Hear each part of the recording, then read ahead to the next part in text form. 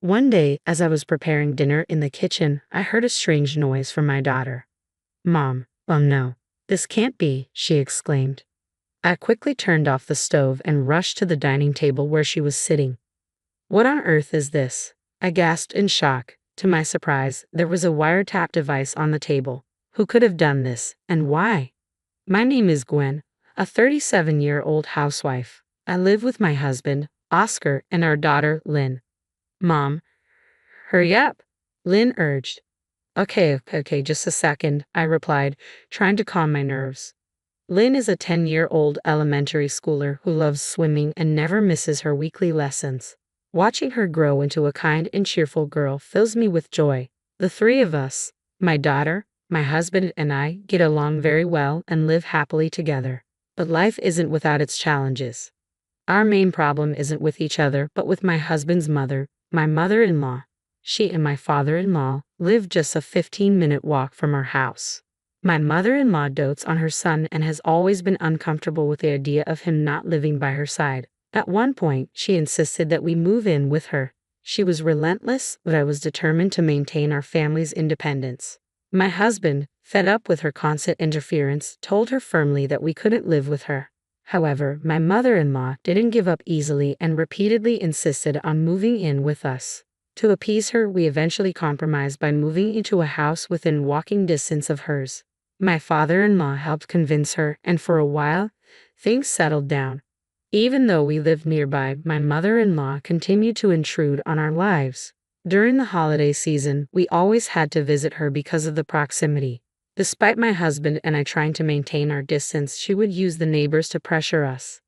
Why don't you take care of your mother? Your wife isn't doing her duty. Your mother is in pain, and she went through so much to give birth to you. As the eldest son, it's your responsibility to care for your parents, they would say, echoing her sentiments. Each time, we ended up having to go to her house to keep the peace. I wish she would be as kind to me as she was to her son, but she saw me as an enemy. Every time I saw her, she would pick on me. When you're feeding Oscar such terrible food, I can't believe it. I feel sorry for him. I wish I could cook for him every day, she would sneer. Mom, how can you say such things? Stop it. My husband would always defend me, but her persistence never waned. How can it be that you've been married for 2 years and still haven't had a baby, Gwen? I think you might be infertile, she once said, shocking me with her cruelty. Even my husband was furious. Mom, enough. We're not in a rush. Besides, having a child is a blessing, not something you can force.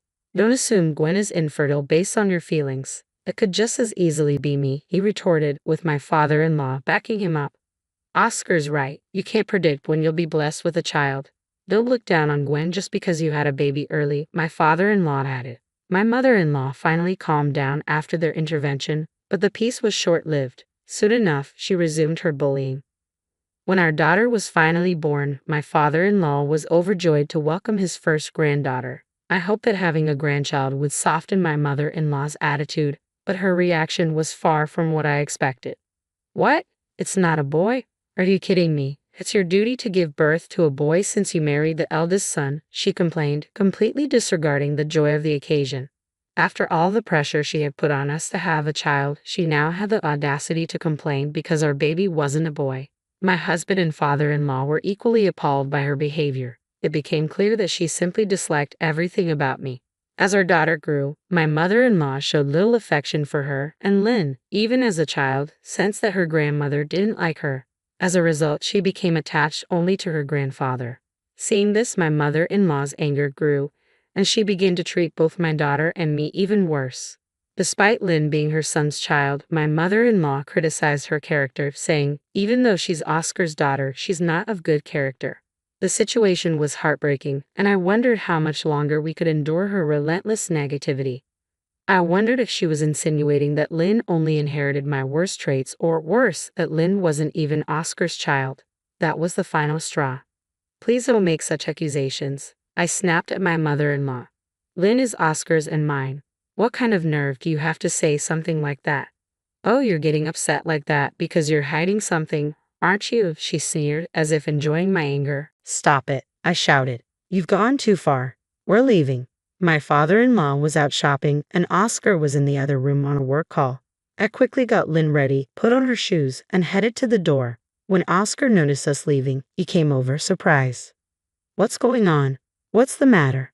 I'm sick and tired of your mother's horrible attitude, I replied, my voice shaking with frustration. Did Mom say something again? She started questioning if Lynn is really yours. What? She said what? His face turned red with anger, and he called out to his mother. Mom, are you serious? How can you say such a thing? But she didn't even flinch. I just said what I thought. Oscar and Lynn don't look alike. Are you kidding me? We're leaving and we're never coming back. Oscar grabbed his things, put on his shoes, and we left the house, heading home in silence. That was ugly, he finally said as we got inside. How insane is she? Does she have any morals at all? I sighed. Lynn's just entering a sensitive age. It's terrible that your mother would say such disgusting things, planting negative thoughts in her head. A little later, my father-in-law called Oscar, asking why we left. When Oscar explained what happened, his father was appalled and promised to give my mother-in-law a stern talking to. But despite their anger, my mother-in-law never stopped bullying me. I was sure she continued to find ways to annoy both me and Lynn. One evening, Oscar turned to me and said, let's stop going to my parents' house. What? But what about the neighbors? They'll start saying things again, telling us to be good to your mother. Then ignore them. The neighbors are just strangers. We don't need to care about their opinions. He was right, and I felt reassured. My mother-in-law might be good at manipulating the neighbors, but as Oscar said, we just needed to ignore them. We used to feel guilty every time one of the neighbors criticized us, but now I didn't care what the outside world thought. We were united as a family, and that was all that mattered. After that, we stopped visiting my in-laws. My mother-in-law tried contacting Oscar, asking why we hadn't come over, but we stood firm. We were done letting her control our lives. I couldn't fathom how she even managed to contact him like that in the first place. Did she not realize she was the cause of all this? Or did she simply want to see her son, knowing full well she was doing the worst possible thing? Regardless, we were resolute. We would never go to my in-laws' house again, and we certainly wouldn't allow my mother-in-law to come to ours. As we started living like this, the neighbors began to meddle, offering their unsolicited opinions. But I didn't pay them any attention anymore. I would politely thank them for their concern and pretend to listen, but inside, I was completely indifferent. Thanks to this newfound distance, we were finally able to live peacefully for a while. My daughter no longer had to see her mean grandmother, and she seemed happier every day. I found myself wishing we had cut ties with my mother-in-law much sooner. By the way, my father-in-law never did anything wrong, so we still met him for dinner occasionally without my mother-in-law's knowledge. My daughter adored her grandfather and loved these dinners with him. We were enjoying our lives and spending happy days together. But then something unexpected happened. One day, as I was preparing dinner in the kitchen, I suddenly heard my daughter make a startled noise. I wondered what she was up to, but I was in the middle of cooking and couldn't step away. I decided I'd ask her about it later. Mom, I can't get it off, she called out, sounding surprised. What's going on, honey? Come see this, hurry.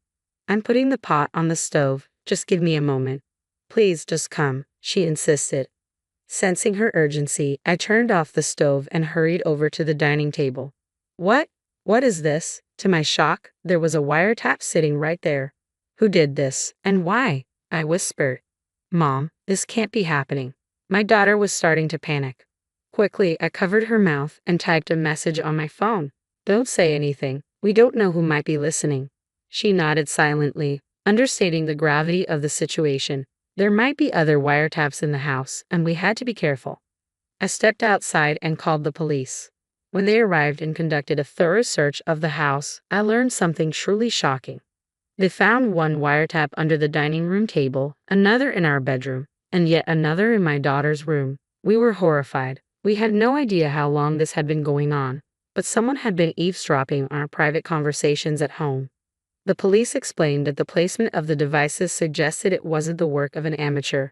They warned us that now that the bugs had been discovered and removed, the person responsible might come back to check on them. The police advised us to be very careful and assured us they would increase patrols in the neighborhood. My husband had just left on a business trip that day and wouldn't be back for a while. Given the circumstances, it wasn't safe for my daughter and me to stay in the house alone.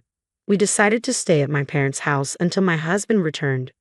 I didn't want to alarm my husband while he was on his business trip, as it might distract him and cause unnecessary worry. I decided it was best to wait until he got home to tell him what had happened. My parents were deeply concerned when they heard that our house had been bugged. They were furious that someone would do something so vile and insisted that whoever was responsible needed to be caught as soon as possible. My daughter was also very upset and scared. "Mommy, I forgot my stuffed bunny," she said, her voice trembling. "Oh, you did," I replied gently, noticing how close she was to tears. She always slept with that big stuffed rabbit as her pillow, and in her current frightened state, there was no way she'd be able to sleep without it. Seeing her distress, my father immediately suggested we should go and get it for her. "I'll go with you," I agreed. "Thanks, Dad," I said, grateful for his support. Together, my father and I returned to the house. We were both on edge, aware that someone could be lurking around. Moving cautiously, we entered the house and retrieved the stuffed animal from my daughter's room. Just as we were about to leave, we suddenly heard the front door unlock. My father and I froze, covering our mouths to stifle any sound. Footsteps echoed down the hallway, and my heart raced so fast I thought it might burst. My father stood protectively at the entrance to my daughter's room, his eyes fixed on the hallway. The footsteps passed by us and headed into the living room. It became clear that the intruder was likely there to retrieve the bug from the dining room table. My father and I exchanged a look. We needed to get out while we still could. Quietly, he opened the door and peeked into the dining room. "What? Oh my God," my father whispered in shock, his eyes widening in disbelief. I whispered angrily to my father, "Dad, don't make a sound." He turned to me with a puzzled expression and asked, "Is that Oscar?" "What?" I whispered back, shocked by his words. Unable to contain my curiosity, I slowly opened the door and peeked into the living room. To my astonishment, there was my husband checking under the dining table. I couldn't comprehend what was happening. Why was my husband at home when he was supposed to be on a business trip? And why was he examining the spot where the bug had been found? "What are you doing?" I asked, stepping into the room. He froze, startled, and then turned to me with wide eyes. "What are you doing here?" he stammered. "That's my question," I shot back, my voice trembling with confusion and anger. "I thought you were on a business trip. What's going on here, Oscar?" He started to stammer. "Oh no, it's just that."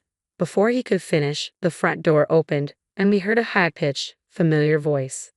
"Oscar, did you recover the listening device?" It was my mother-in-law. "Mom," Oscar began, but then he noticed her shocked expression as she finally realized we were standing there. "Why? What's going on?" I demanded, slowly piecing the situation together. "Oscar, you did this with your mother? You bugged our house?" Seeing no way out, my husband's shoulders slumped as he began to explain.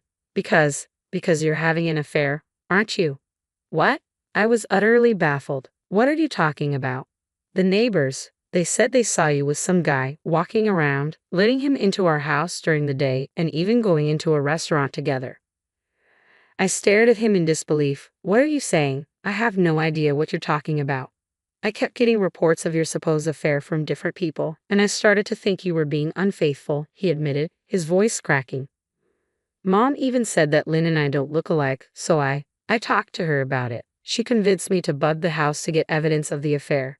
So I did it, and when the wiretap suddenly stopped transmitting on the day I said I was going on a business trip, I thought something was wrong, so I rushed back to check on it." My mind reeled as his words sunk in. I felt like I'd been punched in the gut. "Unbelievable," I muttered, feeling a surge of anger. "You did all of this because you believed baseless rumors? You let your mother manipulate you into thinking I was cheating on you? But when you keep hearing something like that, you start to believe it, don't you?" He tried to justify. "Don't be ridiculous," I snapped.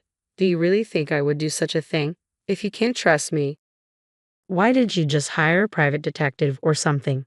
And if you doubt that Lynn is your daughter, why not just do a DNA test instead of this insane behavior?" Oscar's face crumpled as he realized the gravity of his mistake. "I'm sorry. I was wrong. I did terrible things to you. Please forgive me." But it was too late. I shook my head, tears of frustration welling up in my eyes. "It's too late to apologize. I can't do this anymore.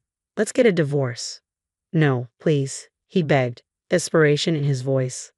"I was wrong. We're a family, right? Let's stay together as a family." "That's enough," I said coldly.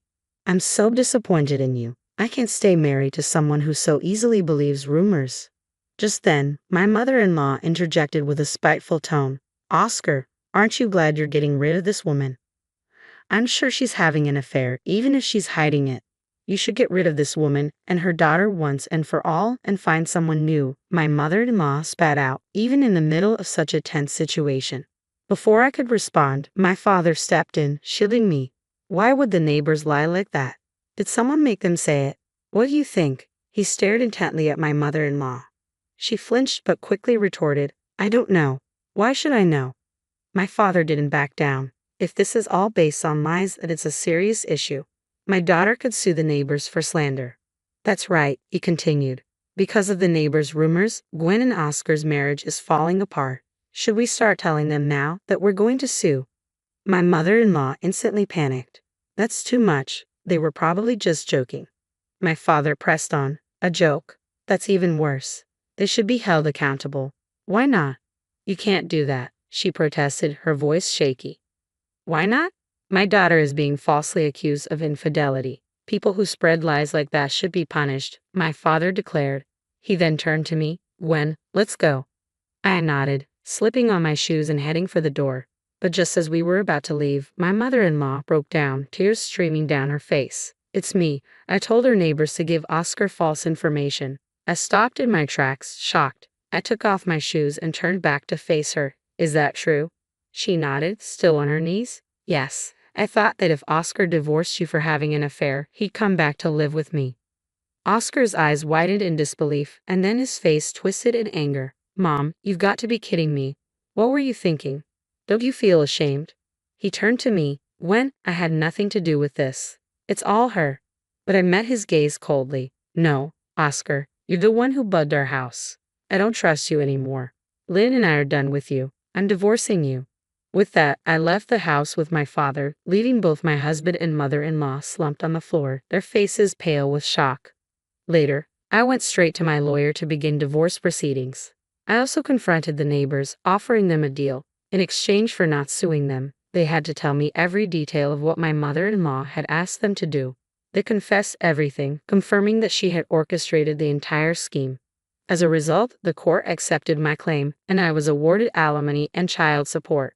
My mother-in-law's actions even led to her own downfall. Her husband divorced her and kicked her out of the house. She tried to cling to Oscar, but he wanted nothing to do with her after realizing she had caused our divorce. Now, she's living alone in a small apartment, working part-time to make ends meet.